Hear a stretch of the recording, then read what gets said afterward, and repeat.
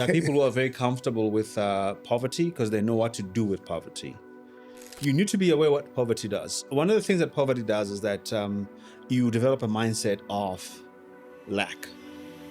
All right. The mindset of lack is you are used to not having enough. So even when you have enough, you don't manage it like you have enough. You manage it like it's not enough.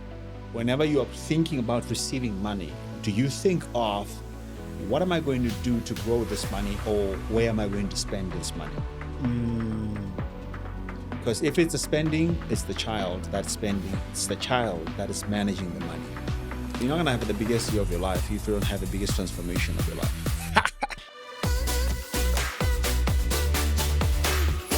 Welcome to another edition of Mindset Profits. We are talking about refusing to die the same place you started, and I am with the one and only Mr. Jabu Zwane, mindset coach, transformation coach, marriage therapist. What else should I add?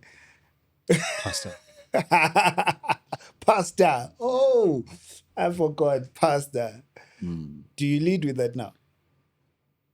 Pastor. I don't really, I've been almost for 20 years, so that's... I didn't think you were full-time. Are you full-time pastor? I'm not pastoring a church. Oh, okay. Yes. I'm not pastoring a church full-time anymore. Okay. But pastor is not it's not a position. It's a calling. It's not a role. It's a calling. Got you. Yeah. You said there's a narrative and a story that we've created, like that explains and justifies staying at the same place you started. Yeah. And I guess this speaks to someone who grows up in uncomfortable conditions, or they are in an uncomfortable condition right now. And we're saying if you've been there for 10 years, you've created that story that's keeping you there. Yeah. Is that a good place to start? That is a good place to start, but I'd like to elaborate a bit more on that. First of all, we need to understand how the brain works. Yeah. I believe that the brain has got two main functions. The first one, of course, is to protect you. Yeah. And so it scouts out for what's dangerous. But at the same time, also to simplify your life. So you must think of the brain as this tool that gives you the safest and simplest version of life. It looks for that. Part of what's safe is what is familiar, what we're used to. So once the brain is familiar with something and it knows what something is, then it kind of knows how to keep you safe. You know, this whole expression of better the devil you know in the world that you don't know. It works in the brain as well. It works in the brain as well. And so many of us get used to struggle. We get used to navigating struggle. We, at some point, find a comfortable spot. Comfortable position. It may be that we're sitting like this, but we found a way to balance. And so we are, okay, it's fine. For me, this is my natural position. Do this. You know, I can do it this way.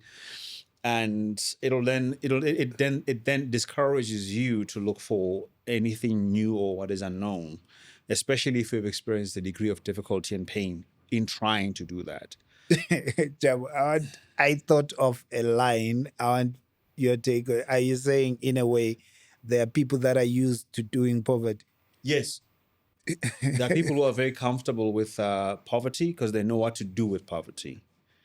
I'll give you a simple example. How many people do you know that it starts off as poor, and then they started doing well financially, but when they get to the point where they're doing financially, actually they mess up their lives. Yeah, they don't know how to handle that state of having abundance because they're used to working with lack. And so even if they get 100,000, because they're used to 100 Rand getting finished, they're gonna finish the 100,000 because that's conditioning. They're not gonna see the 100,000 in the account and think, okay, how much of this money can I save? How much of it can I put into multiplying the money, whether it be through investments, whether it be through shares, whether it be through buying a property or some kind of a business. Yeah. They're not gonna do that. They're gonna find a way to finish the money. The money is already spoken for to be finished. Not to be, because that's what I'm used to doing. because that's not the condition to do. Whether it be stock fells and bonuses at the end of the year, the money spoken for not to be put into what is going to help you to become more wealthy, but actually to be finished on liabilities and things. And so Is that's a poverty mindset that is used to be operating from lack yeah. and not having enough, and it doesn't know what to do with more than enough. Is there a point in your life that you can think about where you had to change and say enough is enough? I need to change something, Oh yeah, no or doubt. it's always been comfortable because your English says it's always been comfortable. Oh, how people can be easily fooled with an accent. Oh heck no, man. Look, I know poverty like I know real poverty. I grew up in the poverty of not having shoes to go to school. I grew up, of wearing torn clothes, of having one white shirt, like gets torn there around the collar. The color, yeah. Yeah, of hand-me-downs, of not having food going to school. And I say this all the time. I used to exchange jokes for lunch. I used to How just did be that look? funny. People are eating, and then you come there, you're funny, and then they realize you're not eating, and then the next thing you Yeah. know, they give you something, and then you're eating, and then you go back home, and you don't even know whether there's food when you go back home. That's the level of poverty that I come from. Right? The accent is an adaptation. Okay. It's me realizing, oh, okay, especially when I came up to Joburg, and I realized, oh, these boys with a twang, they kind of Get get more. taken more seriously. But I suppose also growing up, I mean, I used to watch a lot of TV. I've always had a love for languages, not just English itself, because I work Afrikaans and so I speak Afrikaans as well. So I'm quite fluent in Afrikaans. Yeah. I love other languages. Je parle français, so I also love French. So I speak multiple languages. Whenever I go, I've got an ear and a brain for languages. Mm, And so I also I suppose I call myself an excellentist, not a perfectionist. yeah. An excellentist meaning that I try to do the best that I possibly can to, if I speak a language, to speak it as pure as I possibly can speak it in a way that makes it easier for somebody to process it. And so that's where the accent comes from. All right. So this is something you adapted intentionally. Absolutely. And I continue to do so. So All that's right. why sometimes I twang more than other days. It's not a natural, it's not a natural Model C accent for me. All right. So if there was the poverty, what changed for you? Where did it click? At what point did it click to say, I refuse to remain here? I mean, from a very young age, I kind of I had to resist a lot of what was being told to me. I grew up as a typical black, poor South African boy who was neglected. Why? Because my mother and my father was not around. Both of them were not around. And so typically in that case, especially as a boy, boys experience the worst kind of neglect by society in general. As a matter of fact, if you don't have your mother or your father around, people do see you as some dirty thing. That is a nuisance. And I either had to accept that that's who I was growing up in that environment or resist it. And I don't know where it came from, but I always grew up with the idea that you guys don't know me, and if you know me, then you would have a different mindset. And so I would, it did two things. It did some positive things. Some of the positive things, it made me not wobble in my victimhood from a very young age. I wasn't there crying, complaining about how everybody doesn't like me, doesn't understand, even though it was painful. It all made me strive to excel and to show the best of myself forward. And that's also where part of the English came from. Okay. In primary school in the Free State, and it was a public school, by the way, which was not a Model C school. You picked it was up public school. Public school, yeah, I didn't go to a private school. So when I went in high school, the first 1994, were a bunch of first kids that were allowed to go into white schools. But this was a Free State school, which was Afrikaans speaking. So this was not English teachers teaching us English. These were Afrikaans people speaking English for the first time. And so you can imagine the notes were completely broken. Most of the time, actually, I had to correct. I would just correct the translated notes where there are E's and IR and and where there's a S missing, the kind of thing. So I had to, I fought a lot against what I was told I was and what I was told I was not. Part of it being tribalism, being Umzulu growing up around Lesotho. Part of it was also colorism. I mean, in the Free State, colorism is huge. You know, I was in my family structure, I was regarded as being dark. And so it was a big thing that, You're dark. I'm dark. And of course, being in the sun, I'm sure I was darker than this, being in the sun all the time. And so there was constantly in my awareness a need to reject and to resist what everybody was telling me that I was not and I was, and to trying to show them who I was. But I'd be lying if I'd said that I managed to do that throughout my life, because it caught up with me when I much later when I was older, and I reached a certain level of comfort for myself, where more of who I am was free to come out. Like when I've got more money, I've got certain positions, and I'm more respected, and I've got a certain degree of independence in my environment. And I say this all the time. The biggest challenge with a lot of people is you don't know who you are in the struggle. You don't know who you're becoming and forming in the struggle. What we learn in the struggle most of the time are survival skills, the skills to get out, and the skills to keep you safe. It's almost the skills to actually live the bare minimum, to have your breath just a little bit above the water.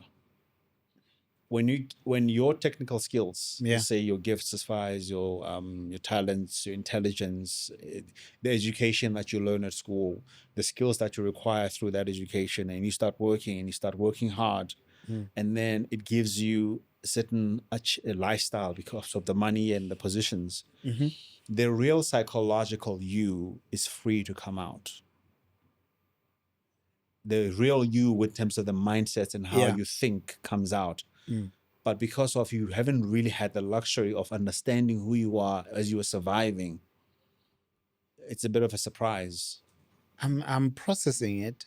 So in a way, you're saying it's the bad things that phase of your life did that you are not aware of. You only got aware of them when you were comfortable.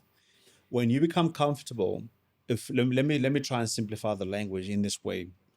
Most of the time when you grow up, especially poor as a child, Yeah. all right, there's the child you that experiences struggle, and the desires and the longings that this child forms. Yeah. The desire to be financially free, the desire to be liked, the desire to be appreciated, to be respected. But in that time, you're not getting that. So you're fighting against the fact that you're not getting that. You're fighting for that, right? And this is in terms of how the brain works. The brain then conditions you as that person who's constantly in an environment where you're not good enough, where you're not liked, where you don't have enough, where you constantly have to prove yourself, where you have to fight against what is coming against you all the time. But once you get financially free, you got enough money now. So that aspect of having to prove that you're worthy financially is no longer there, right? But the question is that, have you learned how to be that person that is financially free? When would you have learned that? You haven't had the opportunity to. You haven't had the opportunity. It's like you've been in jail for a long time, locked up on your hands and on your feet, but now you're thrown outside with no shackles on your both your hands and feet. So now I'm seeing two people. Yeah. One who has done well but can't see it because they still have the mindset they had when they were poor. Yes. And another who is struggling and striving to get there. Get to that point. Can we try and speak to both of them? Yes. Let's start with the one that is achieved. Yeah. There are quite a lot of us that have achieved, but we still have the old way of looking. We still have the child that's trapped in poverty, in struggle, that has not matured. Yeah. Technically, you have, talent-wise, you have, intelligent in terms You've of got. technical skills, you have. Hence, you got the job you got. Yeah. In terms of hard work, so those technical aspects that are tangible, that are manageable, you are mature. But the psychological child, actually, psychologically, you're still a child. And my question to you is, how do you know? When you are planning for your money, are you planning to grow? Are you planning to spend on needs I get you. to soothe yourself? What do you use as justification for that 8,000 rand pair of shoes? What do you use as justification for buying that car that you cannot buy, and it's taking 40% of your income? And then now you're struggling to pay your school fees, you're struggling to pay your bond, you're struggling to have groceries. What do you use as justification for some of the careless expenditures that you have done? Whenever you are thinking about receiving money, do you think of what am I going to do to grow this money, or where am I going to spend this money? Because if it's a spending, it's the child that's spending, it's the child that is managing the money. I get you. And if I'm looking at the theme and with what you're saying, so I'm seeing a situation where I'm fighting so hard to not remember where I came from. I end up overspending as a result. You're trying to forget where you came from, but Yeah. unfortunately, what you don't realize is that actually the child hasn't forgotten. The child is still with you. The child is here. When the money comes and you've got a baby and you've got a son, the child is like, this is your opportunity to redeem.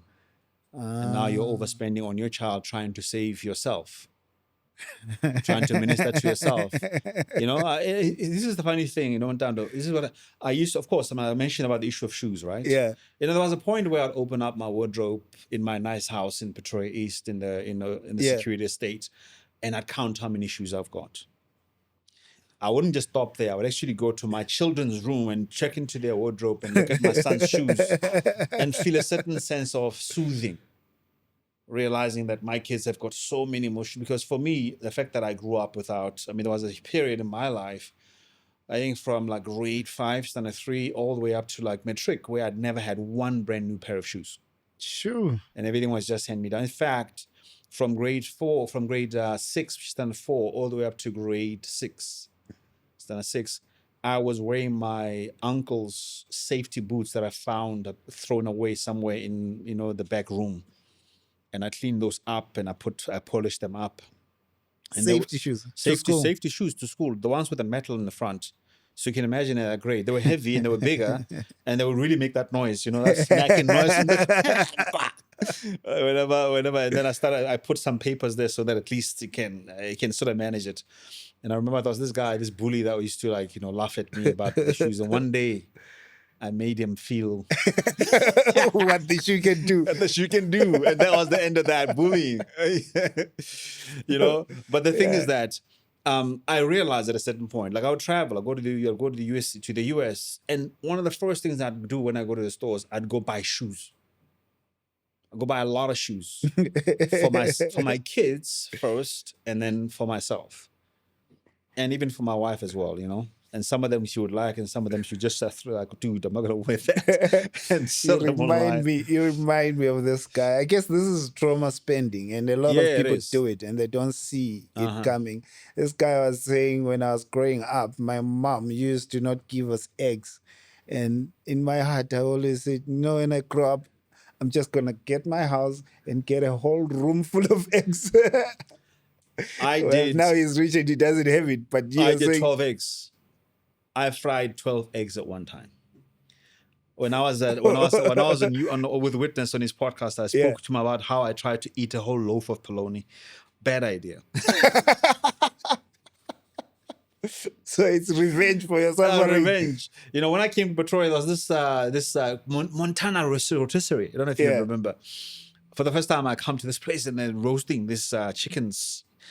I bought I used to buy a whole Montana full chicken by myself and chow it with all the bones. Like I'll just eat this thing with everything. Because the bones were nice and soft. Everything, just level it down to the ground. You went all the way, man. So I guess the message is poverty did something to you.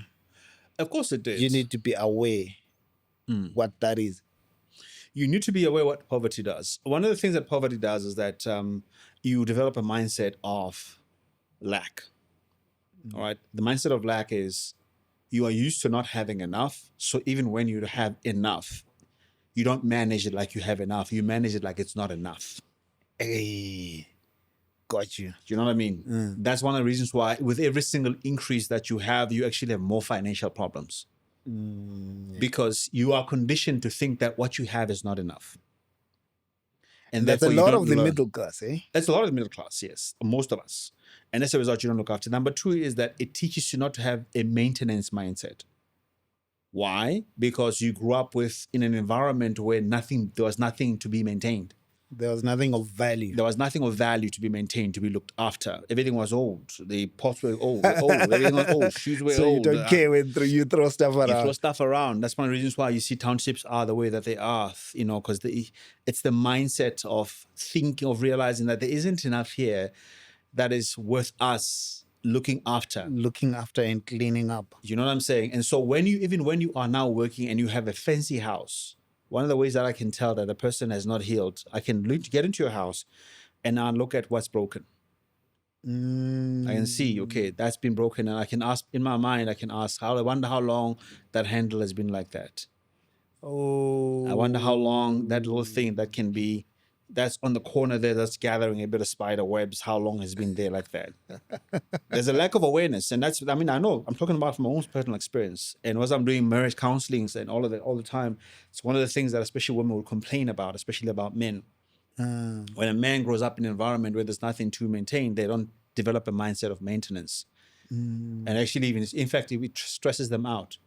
And I said this to my wife at some point, like, listen, baby, for me, if we're going to have a happy marriage, we need to have somebody that's going to come and help Do an out, audit. do these things. I try to fix stuff in the house, and I just make them worse.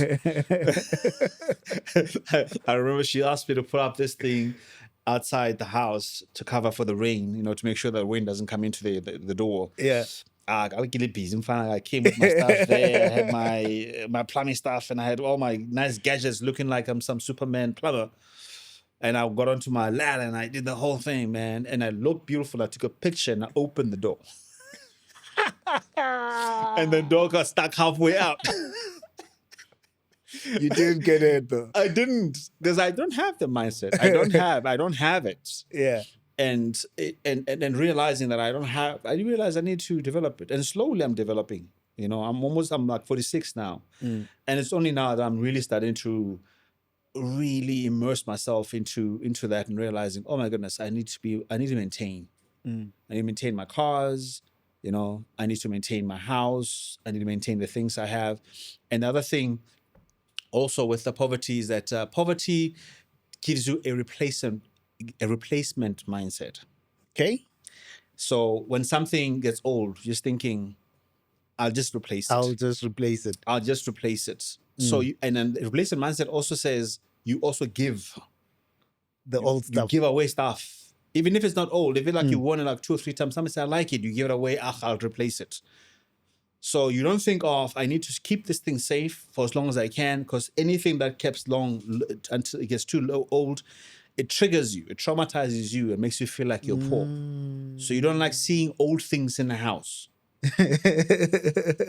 You want to replace them all the time. Every 3 years, you want to replace a car. Yeah. You want to replace shoes. You always want to have a replacement mindset. Man, when you mentioned the car and that, I did the numbers for some people and it is shocking how much money they've lost over the past 15 years. There are people that have, for the past 15 years, been on a payment for a car. Imagine because that. every 4 or 5 years, when they finish paying off one, they take on a bigger debt. They take on another debt and they trade in the old one. And it's bigger than the previous one. It's bigger, so they are always. 15 years, I've met people, 15, 20 years, they've never been. They don't know what a month without a payment for a car looks like. Exactly. The other one that it gives you is that one day is one day mindset. Which basically means that they don't live in the present. Yeah. In their mind, there's always it's one day. It's gonna happen in the future. So they don't learn to be here in the present. They live in the future all the time. So when something comes now, when the new money comes now, instead of saying, "Oh my goodness, I've got a lot of money now. Let me figure out how I can improve my situation so I can have more money," right? They're working towards, I need to get an X7 now, X5 now. I'm already planning for an X7. No, forget it. I want something with a bigger edition. So you're constantly adding, and you don't realize that you're conditioned to not be gratified. Ooh. You don't know how to be gratified. You're chasing a feeling that you don't know because you've never experienced it. When you haven't lived a life of gratification, you have to learn it. To be grateful. You need to learn how to be gratified, to be satisfied, and say, oh, you know what? I've had enough. I've enjoyed it. I've had enough. It's okay for me to say I have. It's okay for me to say that I'm okay in my 3 Series for 10 years, as long as it's running well and is well maintained. And I can get, after 5 years of buying that car, I can use that 7,000 Rand to save towards something more, to enjoy excess. All right? Because the last mindset I'll talk about is the at least mindset. At least there's this. At least there's this. So the at least mindset is what you actually use to make terrible financial decisions. Can you explain? Give context. Somebody will decide to buy a car that is 25,000 and look at how much money is left and say, at least I still have 12,000. All right. And the at least is that you're so used to living on a minimum, you actually take them, you compare the minimum that you had from with the minimum that you have now. The at least mindset is At least I'm better than where I was 2 years ago. At least I'm better than where I was 2 years ago. At Even least if I'm gonna I get made this terrible decision. Exactly. At least I'm gonna get a salary. At least I've got a promotion. At least I have a job. So you always is supposed to thinking, what is the best way for me to live my life, to thrive, to have the best life that I possibly can? You say at least. I can make bad decisions because at least there's this backup. Yes, you always create backups in the back of your mind before you make a terrible financial decision. You've got a terrible backup plan. Like there's a bonus coming, there's a stock fail coming, and then by the way, and also you can have because you're used to being helped and assisted. Guess what? You also have all of these backup friends and families that you can go ask money for. Brother, you are earning 100,000 rands a month, but you're borrowing money from your helper or the security guard. That does happen, eh? It happens. It happens. Or you're borrowing money from and also why you're going to a helper and you're going to a security guard? Yeah. Because you know that it's less. They'll feel some degree of pride to help you, because you are a bit up there, and it's actually a very prideful thing that you're doing. For them to say, I support this big guy. Yeah, this big guy. I rescued this big guy. And in that time, you don't care about any respect. You're not going to go to your colleagues and talk to your colleagues about it because it's going to be embarrassing. Yeah. Because they know how much you earn. And this one here is an opportunity for them to be a hero. And that's why you go to them. So poverty does a lot. And so if you don't then understand, first of all, in terms of the inner child, what is your trauma? What kind of trauma did you experience? Many of us Black people, especially Black men, we have experienced the trauma of being stripped of our manhood from a very young age. We don't have very good examples of men that we can emulate that thrived and that have been supportive to build themselves and also to build communities. So it's okay for you to realize that, I don't have that image in my head. So I need to figure out the way to learn it when I'm older, right? Can you explain this bit? Most of us Black men were stripped of our manhood. Yes. From childhood? From a very young age. When you don't have a present father, as a kid, you're already stripped of a manhood because you don't have an example. You don't have a covering as a man. Yeah. Right. And the second part of that is that, instead of growing and developing to become a man, you are forced to be a man in a very young age. Most young boys, especially when they see their mother and their sister suffering, they develop a desire, a longing to provide and to become that helper to their protector, to their mother and to their siblings. And so you become parentified at a very young age. So your development of manhood gets interrupted. And then you are given an opportunity to become more mature at a much younger age, which basically means that your childhood is locked in there. As opposed to enjoying your childhood and being a child and developing, now you start early to become a man.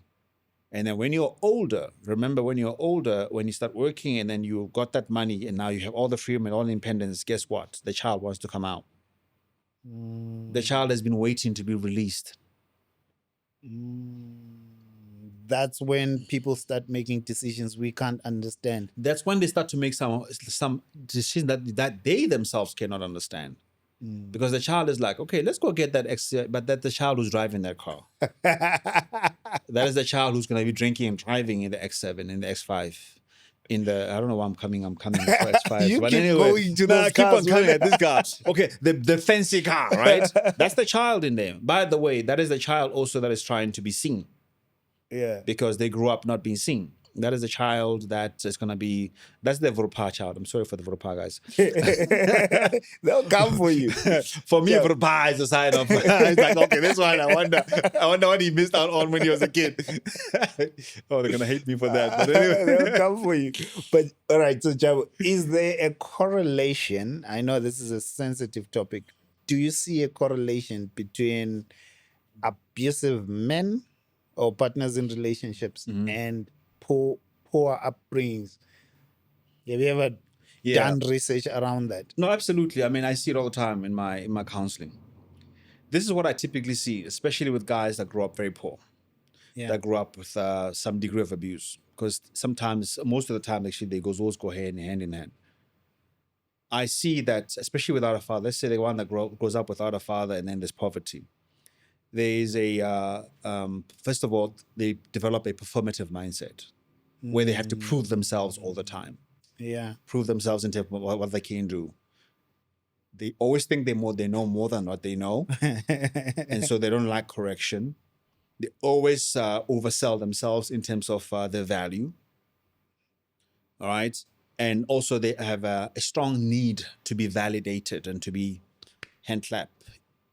You know, you're doing well, boy. You know, like they're looking for that boy. Oh, come here, Nana. You know, well done. Because which becomes a problem if they're with a partner who doesn't give them that. it becomes a problem when they're with a partner that says, listen, I understand that you grew up very hard and I'm here with you. Like a woman who will understand your struggle, who will appreciate and be patient with you in your struggle, who will support you in your struggle, but does not accept your excuses. And says to you, yeah, I get it. I mean, but you can do more. I know you can do more. I can see you can do more. Right now, you're playing in the at least space again. You're playing and operating in the lack space again. You are playing in the minimization space again, where instead of thinking of how much bigger can we become, you're still saying, at least we've got this, so why should we do more? Well, so if that's the case and the woman is that woman, why do others react in anger then? Where is all this abusive mindset coming from? Part of it comes up with this. It comes up with ideas that they have around what manhood means. I get you. All right. The culture that says, well, if you're a man, you don't have to be questioned, right? You don't have to report to the woman. And if they're questioning you, then they're disrespecting you.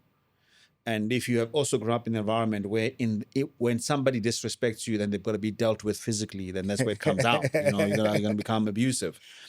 But then on top of that as well, I mean, it's that the frustration, if you haven't learned how to regulate yourself, which most of us would not have learned how to regulate ourselves because we didn't have parents and people that were there helping us to regulate our emotions. What we learned, especially men, what we've learned in terms of our conditioning, and let's talk about the neglected boy syndrome. Yeah. The neglected boy, nobody attends to him when he's crying. Nobody attends to him when he's sad. Nobody attends to him when he's hungry. Nobody attends to him when he's filthy. You know? But when he's angry, then everybody's like, oh, look at this thing, is angry.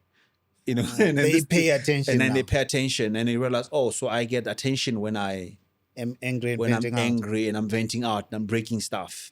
Then I get attention. Right? And so it becomes also part of the learned behavior. The boy child learns this bit. This is how I get Yes. attention. And they don't upgrade the software when they're older to say, I'm not a boy anymore. Yes, they don't operate. They don't learn how to. They don't understand that as an adult, a key indicator and separator from a child and adult is that an adult can regulate themselves. Like you don't have to act on your anger in a violent way. You need to understand what data your anger is informing you. What is it telling you about your immaturity and areas in your life that you perhaps have to attend to? What is it telling you about your struggles? Because emotions are not, they are not a leading, they're not a leading intellectual center. They are a source of information. They're telling you something that you need to give attention to. So when you're happy about what, there's an about what. You need to understand what is that what that Happy makes you about what? happy.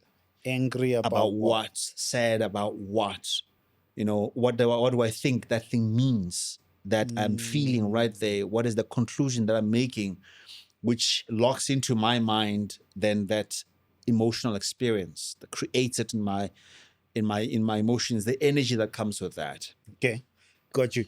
Let's speak to the guy that says you spoke quite well to the one who's doing well, but can't experience joy and pleasure from that because of all of this that they grew up with. Yeah. But the guy who says, I want to have the biggest year of my life, but I'm really struggling. I've tried everything I could try right now, Yeah. but I feel like you can take me somewhere. Yes. A mindset shift that can help someone like that. The mindset shift always starts with you. Yeah. Number one, how well do you understand you? How well do you understand yourself? What makes you you? Yeah. What is good about you as a person? What is excellent about you as a person? What is distinguishing about you as a person? What is unique about you when you are doing whatever you're doing? What is that people say is unique about you? Because if you cannot manage what you can't understand, you cannot we cannot lead what you cannot manage. And let's go back. You cannot understand what you don't know. Yeah. So, other than everything that you wanted to do in your life, how much of your own private time and introspection have you spent in terms of understanding you? If you don't know what makes you you, you cannot manage yourself well. The second part is if you don't know how to manage yourself, then it basically means that you are driven by the things that you want to achieve more than the things sometimes that you are able to do. Because it is not what you want to achieve that is going to make space for you in the world. It's what you are able to do that's going to make space for you in the world. Goodness, someone might actually even miss that. You're saying there are people who are driven by what they wish their life could be, Yes. and they obsess over that and forget what they need to be doing right now. Yes. You need to discover, your talents right now and ask yourself, have you really done your best to develop your talent, to develop your skills? When you are waiting for whatever you're waiting for and it rocks on the door, are you ready for it? Are you ready to take up that opportunity, or are you going to be now scrambling or when the opportunity knocks on your door? Yeah. I say this all the time. I'm busy all the time because even when I don't have work, I'm working. When I'm not working, when I don't have work that's paying me, I'm working on me and I'm working on what I'm doing so that it can be visible, so that it can be better. But more than that, I need to be better because I'm the one that's going to be driving my talent. Your talent is a tool. It's not you. Your intelligence is a tool. It's not you. Your hard work is a tool. It's not you. Your opportunities are a tool. They're not you. You will be driving opportunities. You will be driving your hard work. If your hard work is not smart, it's you that's not smart. It's not your hard work. So how are you constantly improving yourself to make sure that even as the demands of whatever you are doing, no matter how small it is, you are keeping up in terms of your mindset, in terms of how you see yourself, in terms of how you see the world. So your big message to this person is, I like a line that you said, even if I'm not working, I'm working. Yes. So that person could be in a situation where they're not working, but they're watching TV. Exactly. They're not working, but they're out there with friends. They're not working, Exactly. but they're on social media scrolling. Absolutely. There's certain things I know I don't have the luxury to do until I get to where I need to go. I will force myself to do work. I will force myself to create a poster. To write a post. I'll force myself to watch a course. I'll force myself to check and see, what else is it that I can be able to do right now to make myself more visible. People always saying to me, where do you get the time to do all of these videos that you're doing?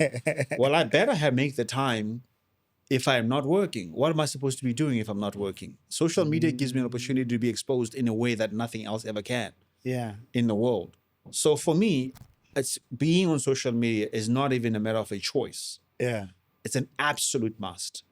It's like if I'm not exposed the way that I want to be exposed to the level where I'm fully booked, Yeah. and I can say no with confidence, not with a fear in the back of my mind that somebody's going to actually cancel. Yeah. Until if that's not happening, I'm working. I cannot. I don't have the luxury to do certain things. That's power, man. Mm. All right. So I think as we come to a wrap, there's a couple of things that I wanted to pick up from you. Yeah. I would love for you to define for the people mindset, Yes. because this is a big word that flies around and not many know what to make of it. Yeah. It sounds like a cute word. It does. Mindset. What is my mindset? I describe mindset in the following: Yeah. structured Yeah. categories of thinking that lead to an outcome, whether you are aware of it or not. Structured categories of thinking that lead to an outcome, whether you are aware of it or not. Yeah. Because your brain formulates and builds information in structures, in categories. It structures it in categories. When I say man, what's in that category? When I say woman, what's in that category? When I say success, what's in that category? So you got to understand that it's, and then a mindset starts with a seed thought. A seed thought can be a word. It can be an experience.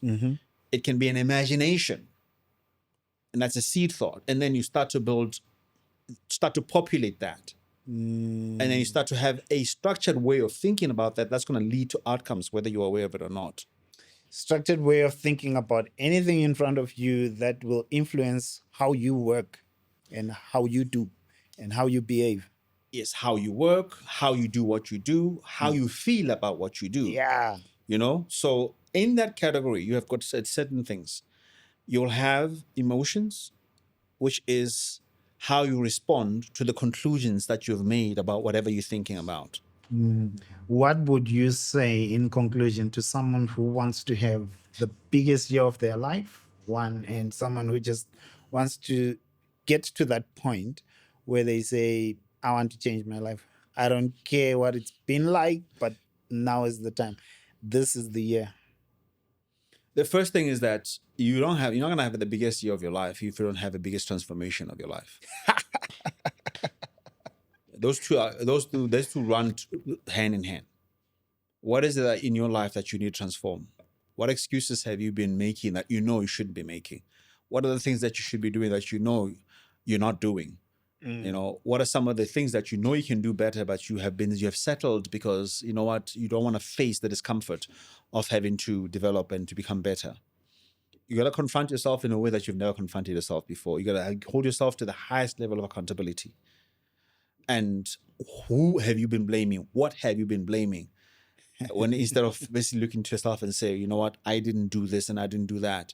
If you don't have accountability, if you don't, you're not self-accountable, you cannot self-lead. If you cannot self-lead, you will always have to depend on external factors, the economy, For how your life turns out. yeah, people, the economy, you know, and your past, and you'll find that you blame shift a lot. There is no massive transformation. There is no massive work, massive year if there is no massive internal transformation. So you gotta look yourself in the mirror. And most of the time, I mean, you do need certain tools. You know, you need to watch first of all this podcast That's a good because tip. people that come here, they will get you that space and they'll give you the tools on how you can be able to do that, and it can help you with that mind shift. You know, stop selling yourself the story of where you are and settling with that. It's time that you begin to unpack that and to completely destroy it and start to sell yourself a new story about where you can possibly be. Gotcha. Yeah. Thank you. Thank you. How do people find you? Who should be looking for you if they want to do business with you? Look, I mean, I'm on social media at Jabu Zwane Talks. So if you just look for Jabu Zwane Talks or look for Jabu Zwane Mindset, it's very, I'm there with my Mpanzan. You find you You won't be Bandlana. you're not one person they'll miss. Yeah, and of course, I mean, you'll hear the accent, so you know they got right. It's the right one. Get the right Because one. there's a lot of fake accounts out You know, there. there are quite a few of them. Be watch out. I'm not into anything that is going to ask you for money to invest in anything. My services are marriage counseling, individual counseling, premarital counseling, family interventions. So whenever families are having a hard time in terms of conflict in the workplace, I come in there for leadership. I come in there for emotional intelligence. I specialize in what they call thriving workplaces. Ah. You know, and that's why I wrote the book, Healthy Thriving Empaths.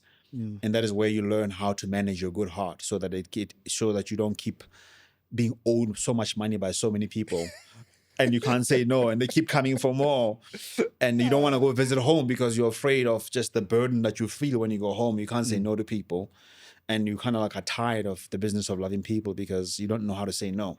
So that book is going to be able to, first of all, help you to understand the type of empath that you are and manage yourself well as an empath. But then on top of that as well, it can help you to draw some real boundaries, not this thing of cutting people off and which is against your own nature, but learning how to say no in a way that is nice and gentle, but that lines up with who you are as a person. Right? Where is the book? It's available self-distributing.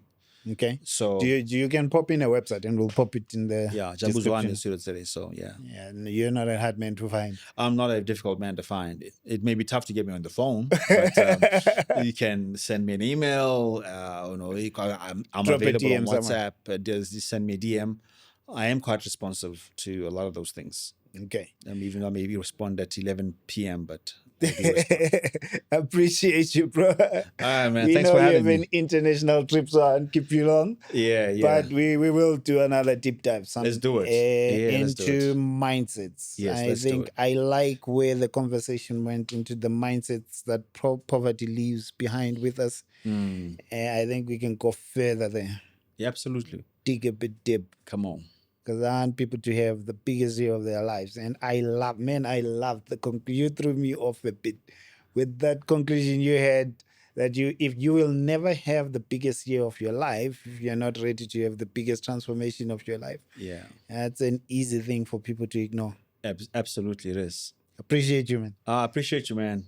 Thanks for your work, man. Thank you. You're doing the right work for our community. Thank you. I appreciate you. Thank you for hanging us till this time. See you in the next episode. Pop a comment. We will put the link to his website in the description of this video so you can check out the book as well. Thank you.